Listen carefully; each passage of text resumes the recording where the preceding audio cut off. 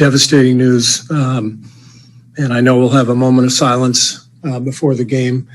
And I'll be honest, I think it's the right thing to do to have a moment of silence, but I'll be honest, it's probably the 9th or 10th moment of silence that I will have experienced as coach of the Warriors when we mourn losses, our people who have died in mass shootings. So I don't think moments of silence are going to do anything. At some point,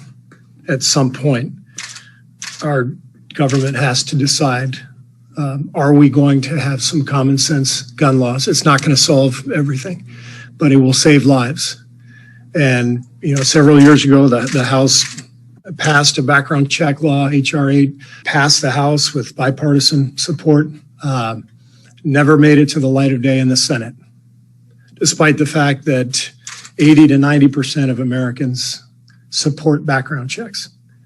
And, you know, you think about all of the common sense laws we could and should put in place if we had any guts, if our government had any guts, if people put others in front of their own career paths, you know, in front of their own reelection campaigns, in front of their own propaganda to manipulate people.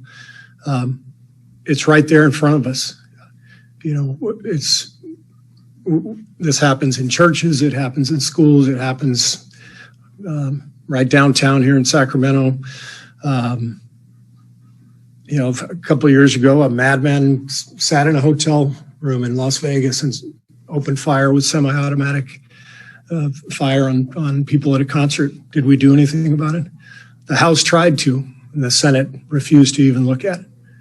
So at some point, I would hope that we would actually think about our fellow citizens and do something about it instead of play politics, because that's all we do.